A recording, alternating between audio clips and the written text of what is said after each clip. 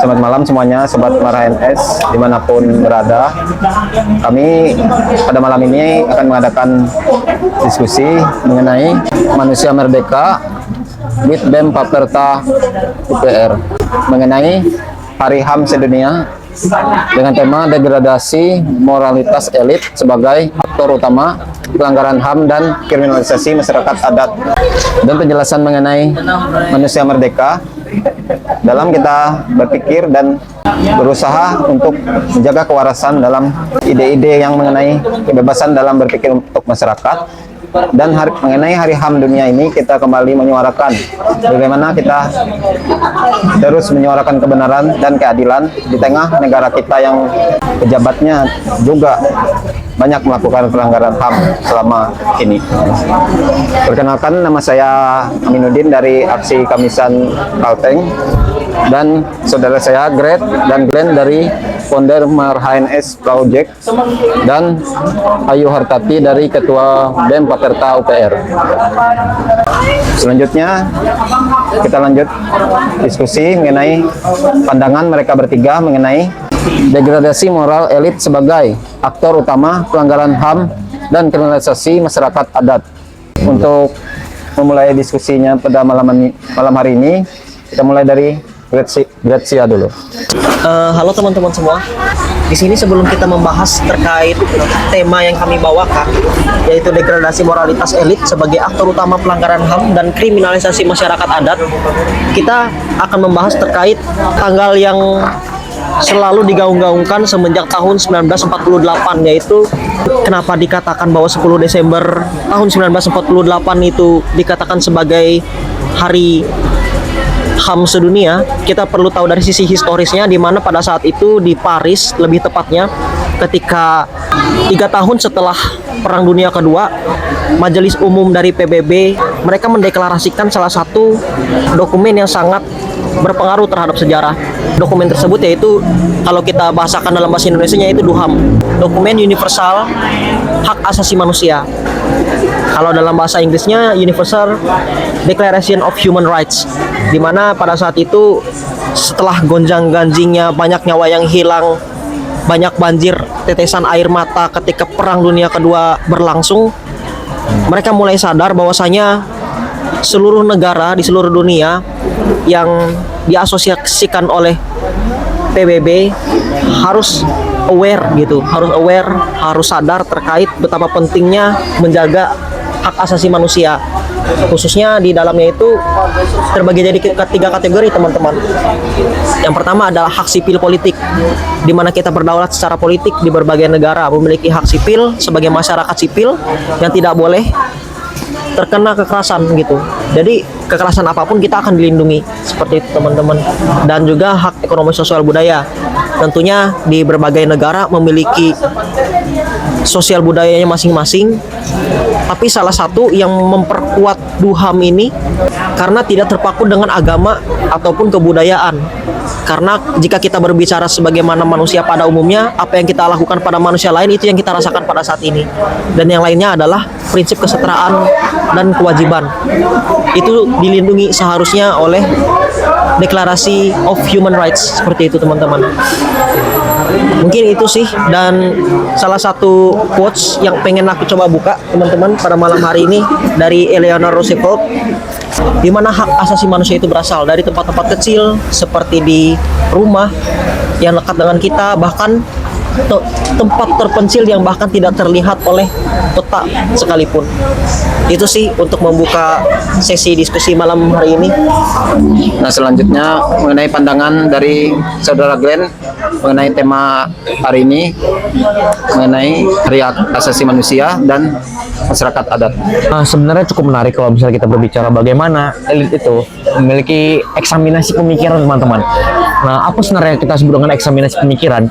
Jadi kadangkala atau acap kali kita bisa melihat elit politik pun di elit global, dia kenapa dia katakan sering sekali atau acap kali dia tidak memahami apa itu arti HAM, ataupun kita katakan dia selalu jadi sebagai aktor utama. Karena begini teman-teman, kalau kita mengacu pada sisi filsafatnya atau sisi filosofisnya, kadangkala seorang penguasa atau seorang yang memiliki kekuasaan itu memiliki daya imajiner yang sangat tinggi. Cuman daya imajiner mereka itu coba dielaborasikan atau diintegrasikan dengan budaya superioritas yang mereka punya. Nah, disitulah kenapa acap kali kita bisa melihat kenapa sih negara ini nggak pernah begitu matanya melihat depan matanya ada beberapa kejadian mengenai HAM, tapi tidak pernah sama sekali mendengar. Karena apa? Karena budaya superioritas dan budaya bagaimana mereka itu sering tuli kepada kepentingan masyarakat itu sudah aku katakan sebagai kanker, layaknya korupsi. Nah, itulah kenapa elit ini kadangkala ya, itu sebagai fundamentalnya. Nah, yang cukup menarik yang untuk kita bahas adalah teman-teman, bagaimana ini kan ada judulnya kan Road to Manusia Merdeka. Nah, kalau bisa kita bicara Road to Manusia Merdeka di sini ya, ini akan ada sedikit pemikiran dari aku bahwa manusia merdeka itu seperti yang sudah kami diskusikan sebelumnya. Betul kata beliau atau kata Bung Glenn, cukup menarik ketika kita katakan manusia merdeka itu ketika tidak waras. Tapi itu akan sedikit sangat radikal, sangat radikal. Kalau misalnya kita bicara tentang tidak waras atau warasnya manusia itu. Nah, cuman kalau misalnya berbicara tentang moralitasnya, kita coba paham kenapa manusia merdeka. Merdeka itu bukan merdeka secara ini ya, secara fisik ya aku katakan. Karena secara fisik kita udah lepas dari belenggu imperialisme, pun belenggu kolonialisme. Tapi kita harus lepas dari, aku bahasakan dia kolonialisme secara moral, atau dia imperialisme secara moral. Nah, hari ini kenapa banyak sekali yang gagal memahami moral itu seperti apa? Karena moral itu di pandangan orang-orang, itu moral di pandangan dominasi sosial. Tidak bagaimana pandangan moral itu akan bukan berbicara mengenai inilah kukatakan spiritualitas. Nah, moralitas itu erat kaitan dengan spiritualitas. Karena berbicara tentang abstraksi. Bagaimana abstraksi pemikiran, pun bagaimana abstraksi itu bakalan bisa jadi konkretisasi di budaya masyarakat. Nah, sebenarnya moral itu udah cukup sangat baik, teman-teman.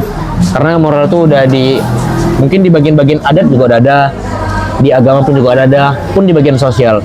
Moral itu menjadi salah satu elemen penting lah bagi hidup sebagai ini sih, homo societas bios, di mana manusia sudah ada hukum. Nah, cuman yang patut kita diskusikan di sini ya. Sekarang yang cukup menarik adalah masalah masyarakat adat. Nah, masyarakat adat ini kan sering sekali menjadi subordinat ya, Sar. Nah, ini sebenarnya yang harus kita diskusikan. Jadi aku di sini sambil ini ya teman-teman, sambil menjadi ini juga narasumber juga di sini kan, sambil penyambung lidah lah. Nah, aku seringkali melihat, ini kan setengah diskusi ya. Seringkali aku melihat bahwa masyarakat adat itu dia menjadi bagian subordinat. Paling jadi ini sih dibilang victim yang utama secara victimologi. Nah, mungkin menurut Sarina Ayu gimana, Sar? Oke, aku akan melanjutkan dari Bung Glenn tadi ya, sangat menarik tentang masyarakat adat ya, seringkali menjadi korban. Mungkin itu benang merahnya ya kan. Nah, di mana di sini masyarakat sering menjadi korban kriminalisasi oleh elit global ini, ya kan. Mereka ini sebenarnya mempertahankan hak yang seharusnya mereka dapatkan, di mana tanah adat mereka, hasil hutan mereka, hasil pertanian mereka itu semua dari lahan hutan yang mereka kembangkan dari ibaratnya dari leluhur mereka dulu, ya kan. Dari tahun ke tahun mereka hanya mengembangkan ekonomi mereka dari hasil panen mereka sendiri. Contoh kecilnya seperti berladang berpindah. Ladang berpindah itu sudah dari zaman nenek moyang kita lah, yang kita ketahui di Kalimantan Tengah sendiri ya kan. Di Kalimantan Tengah sendiri bertahan hidup dengan ladang berpindah, di mana mereka menugal, menanam padi mereka sendiri, mendapatkan hasil dari panen mereka sendiri, dan hasil panen mereka itu sendiri mereka bagikan menjadi tumbuhan baru lagi nantinya, menjadi bibit untuk tahun depannya lagi. Jadi itu kehidupan yang sebenarnya diperlukan untuk masyarakat adat sendiri. Tapi yang kita ketahui, akses perusahaan masuk ke masyarakat adat sangat terbuka selebar-lebarnya oleh aparatur di suatu daerah atau aparatur di pemerintahan kita sendiri. Kita tidak tahu ya kan. Saya berasumsi di sini bahwa penegakan hukum kita juga di Kalimantan maupun di sekitarnya, di Indonesia sendiri itu belum konsisten. Kenapa saya bilang belum konsisten, ya kan? Hukum adat atau hukum pidana adat itu belum sama sekali disahkan secara konkret oleh negara kita. itu yang menjadi tumbuhnya kriminalisasi besar-besaran di Indonesia. Kenapa banyak sekali orang masyarakat adat yang dikriminalisasi dan tiba-tiba dimasukkan ke penjara. Iya. Nah, itu Menarik sih. banyak sekali itu sebenarnya, Bung. Kalau misalnya kita lihat, ada 111 kasus adat yang ada di Indonesia dari periode 2019 sampai 2024. Itu belum ada kejelasannya sampai pada hari ini, ya kan? Nah, baru-baru ini kita tahu kasus yang ada di Kalbar. Ya kan? Kasus yang ada di Kalbar. Kebetulan saya tadi baca juga beritanya, ya kan? Saudara kita yang di Ketapang, Kalimantan Barat dikriminalisasi. Iya. Nah, dikriminalisasi, ditangkap secara paksa. Kalau kita tarik benang merahnya, sampai hari ini, ketika masyarakat adat ingin menegakkan hukum, ibaratnya ingin melaporkan suatu kasus di suatu daerahnya, itu tidak diproses. Itu kurang diproses oleh penegak hukum. Seperti kasus Gijik, yang dihukum hanya beberapa bulan penjara, ya kan? Itu kita bisa tarik benang merahnya di situ. Kita melihat, ya kan? Nah, seperti kasus di Kapuas, 11 orang ditangkap dan 3 orang sampai sekarang belum dilepaskan.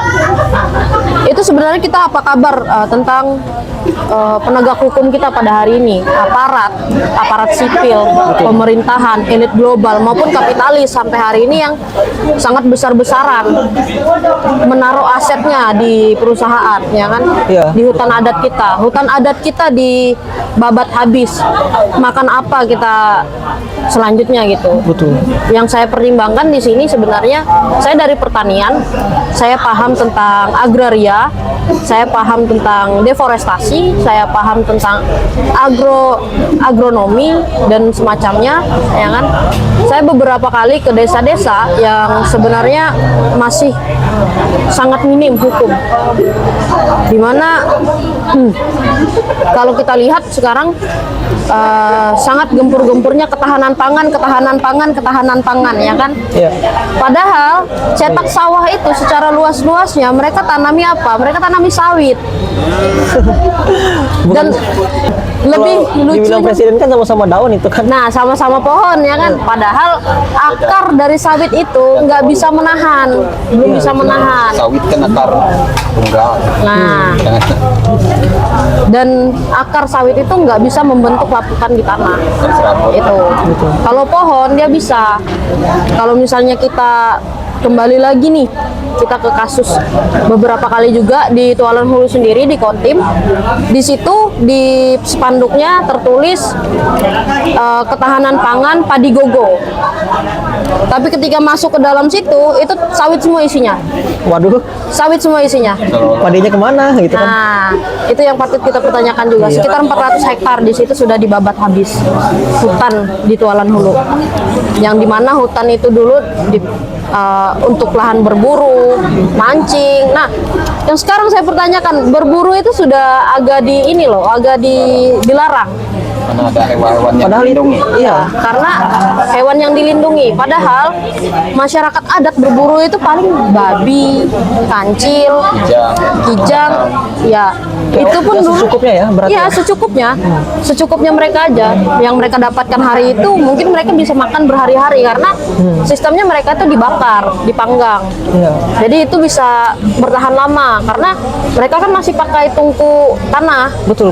Kebanyakan masyarakat kan masih pakai tungku tanah. Nah, itu Bisa jadi karena pengaruh modernitas membuat yang dimana kita sebagai masyarakat adat ya, kita bilang di Kalimantan Tengah yang pada awalnya berburu untuk memenuhi kebutuhan hidup, kita malah justru pindah ke tambang gitu untuk memenuhi kebutuhan hidup ya. gitu kan. Sebenarnya gara-gara konsep kapitalis yang membuat kita menjadi masyarakat konsumtif, sehingga mungkin untuk memenuhi kebutuhan hidup kita harus tambang emas gitu kan. betul. Ya, cukup Nah, ironis sih. sangat ironisnya di situ, Bung. Karena kalau yang kita lihat ketika perusahaan sudah melapor ke penegak hukum itu akan langsung diproses. Tapi ketika masyarakat adat melapor ke penegak hukum itu akan sangat sulit diproses. Bahkan orang yang melaporkan ini, masyarakat adat yang melaporkan ini, dia bisa dipenjara. Iya. Dia sendiri yang dipenjara. Itu yang sebenarnya menjadi keresahan kita sampai hari ini, ya kan?